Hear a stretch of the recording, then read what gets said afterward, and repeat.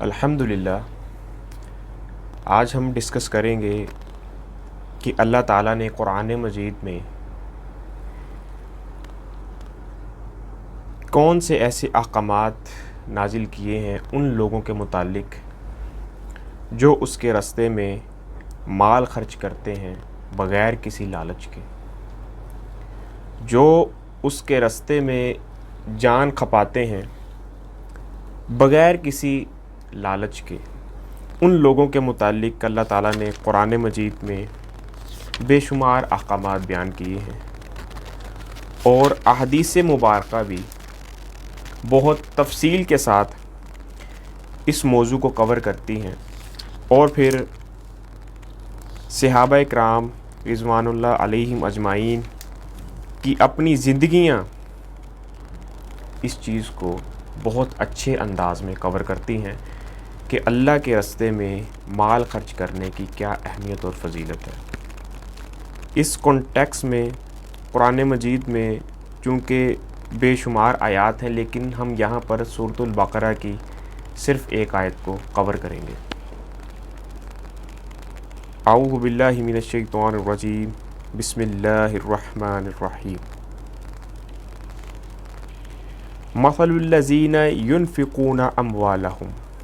فی سبیل اللہ، جو لوگ اپنا مال اللہ کی راہ میں خرچ کرتے ہیں،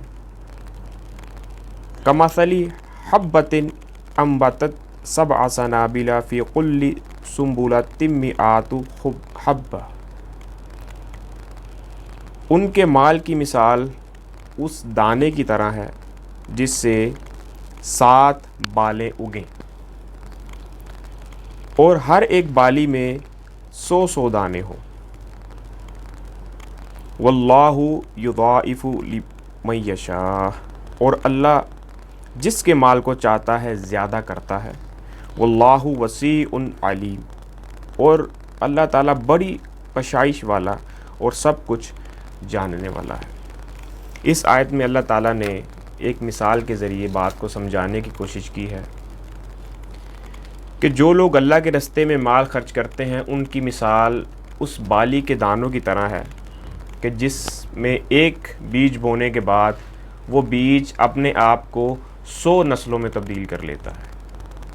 یعنی ایک محنت 100 قسم کے رنگ لاتی ہے، ایک درخت 100 پھل دیتا ہے، اور 1 روپے آپ کو 100 روپے دیتا ہے۔ تو اللہ تعالیٰ نے یہاں ایک مثال سے اس بات کو واضح کیا ہے کہ مثال دینے کا مقصود یہ ہوتا ہے تاکہ بات اچھی طرح سمجھ آ جائے۔ اسلامی تاریخ کے اندر بھی ہم لوگ اس چیز کا مطالعہ کرتے ہیں کہ صحابہ کرام نے کس لیول کی قربانیاں دیں اس دین کو اپنے پیروں پر کھڑا رکھنے کے لیے۔ سب سے بڑی قربانی جو انہوں نے دی وہ ہجرت کے بعد مدینہ میں انصار نے جو مہاجرین کے لیے کیا، یہاں تک کہ اگر کسی کے پاس 2، 3 یا 4 بیویاں تھیں تو ایک انصار نے مہاجر سے کہا کہ میں اپنی ایک بیوی کو طلاق دیتا ہوں اور تم مجھ سے نکاح کرنا، اور آگے سے مہاجر نے یہ نہیں کہا کہ ہاں میں تمہارے ہی ٹکڑوں پر پلتا ہوں، بلکہ انہوں نے کہا کہ نہیں، یہ جو ہمارے لیے سہولیات تم لوگ میسر کر رہے ہو، جس لیول تک ہمیں اس کی ضرورت ہے ہم ضرور اسے قبول کریں گے، لیکن سب سے پہلے ہمیں بازار کا راستہ بتاؤ تاکہ ہم خود اپنے ہاتھوں سے کما کر کھا سکیں۔ تو مال کی انسان کی زندگی میں شروع سے ایک بڑی اہمیت رہی ہے، اور مال اللہ کا فضل بھی ہے، اللہ کی آزمائش بھی ہے، لیکن اس فضل کو اگر ہم اسی طریقے پر استعمال کریں گے جس طریقے پر صحابہ کرام کی زندگی میں ہمیں ملتا ہے کہ انہوں نے مال کمایا بھی لیکن انہوں نے مال کو اللہ کے راستے میں بھی خرچ کیا۔ حضرت ابوبکر صدیق رضی اللہ تعالیٰ عنہ کو دیکھ لیں، حضرت عمر، عثمان، علی رضی اللہ تعالیٰ عنہ کو دیکھ لیں کہ ان کی سخاوت کے ہمیں اسلامک ہسٹری میں چرچے ملتے ہیں۔ سب سے پہلی مثال حضرت عثمان رضی اللہ تعالیٰ عنہ ایک مالدار پرسنالٹی تھے۔ جنگ کے موقع پر وہ ہزاروں کی تعداد میں گھوڑے، اونٹ اور نقدی دے دیا کرتے تھے۔ غزوہ تبوک کے موقع پر انہوں نے 1000 دینار نقد دیے، اونٹ کثیر تعداد میں دیے، گھوڑے کثیر تعداد میں دیے، اور نبی صلی اللہ علیہ وسلم نے انہیں بشارت بھی سنائی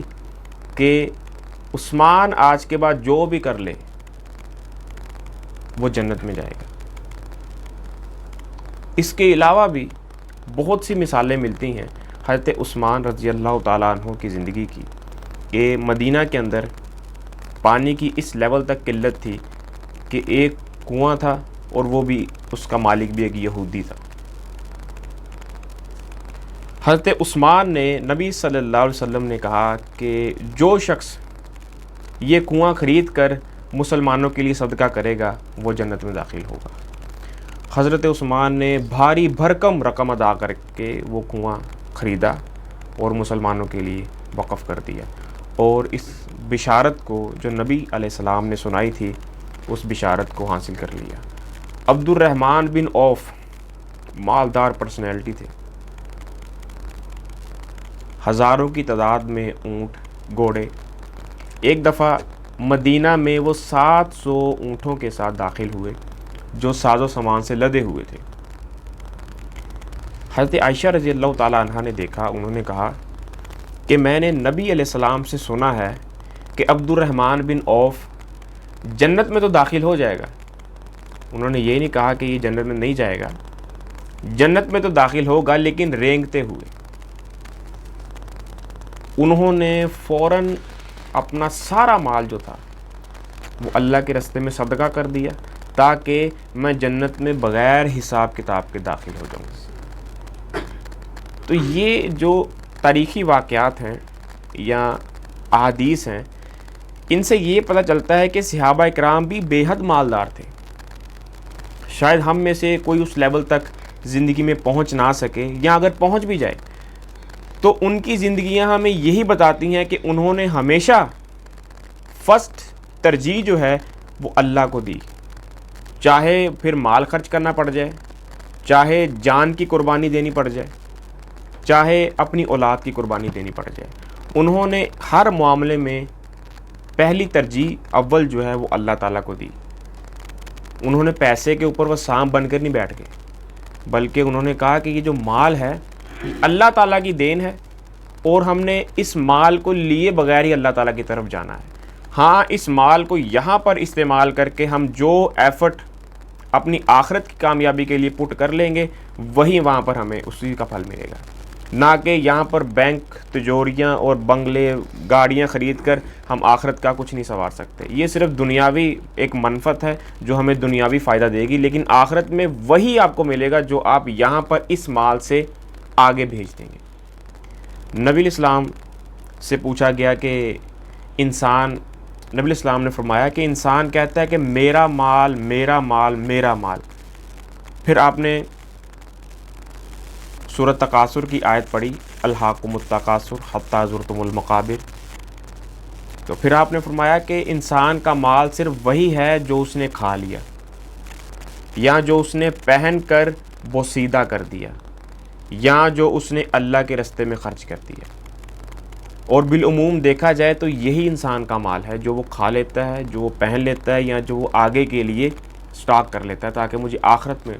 اس کا اجر ملے۔ اور وہ جو قرآن کی آیت ہے الہاکم التکاثر حتی زرتم المقابر، اس کا ترجمہ ہے کہ انسان کو مال جمع کرنے کی غفلت نے اس قدر اندھا کر دیا کہ وہ قبروں تک جا پہنچا۔ پھر حضرت ابو بکر رضی اللہ تعالیٰ عنہ اور حضرت عمر رضی اللہ تعالیٰ عنہ کی مثال ہمیں ملتی ہے کہ نبی صلی اللہ علیہ وسلم نے مال کی ڈیمانڈ کی تو حضرت عمر رضی اللہ تعالیٰ عنہ نے کہا کہ آج تو میں ابو بکر سے آگے نکل جاؤں گا، لیکن آپ خوب جانتے ہیں کہ ابو بکر صدیق رضی اللہ تعالیٰ عنہ اپنے گھر کا سارا مال لے آئے اور حضرت عمر اپنے گھر کا آدھا مال لے آئے، جو کوانٹٹی میں میس میں زیادہ تھا، لیکن ابو بکر صدیق کا جو مال تھا وہ کوانٹٹی میں کم تھا، لیکن وہاں پر بھی اخلاص دیکھا گیا۔ کہ ابو بکر سے جب نبی علیہ السلام نے پوچھا کہ گھر پر کیا چھوڑا تو انہوں نے کہا کہ اللہ اور اس کا رسول۔ جب عمر سے پوچھا گھر پر کیا چھوڑا تو انہوں نے کہا کہ آدھا مال میں لے آیا ہوں، آدھا مال میں نے گھر پر چھوڑ دیا۔ تو یہاں پر اسلام ہمیشہ آپ کا اخلاص دیکھتا ہے۔ اگر ایک شخص 1,00,000 روپے دے رہا ہے اور ایک شخص پورے اخلاص کے ساتھ اس 1,00,000 روپے میں 1 روپیہ بھی ملا دیتا ہے تو ممکن ہے کہ قیامت والے دن اس شخص کا 1 روپے والے کا پلڑا بھاری نکل آئے۔ تو اسلام ہمیشہ آپ کا اخلاص دیکھتا ہے، نہ کہ میس کوانٹٹی دیکھتا ہے کہ رقم کی کوانٹٹی کتنی ہے۔ اگر اس میں بھی اخلاص ہے، 1,00,000 روپے میں بھی اخلاص ہے تو اللہ تعالیٰ آپ کو اس کا بھی اجر دے گا۔ لیکن اگر 1,00,000 روپے آپ نے دوسروں کا حق مار کر، دوسروں کے ساتھ دھوکہ بازی کر کے کمایا ہے تو پھر آپ 10,00,000 بھی اللہ کے راستے میں خرچ کر دیں، وہ قابل قبول نہیں ہوگا، کیونکہ آپ نے پتہ نہیں کتنے لوگوں کا حق کھایا۔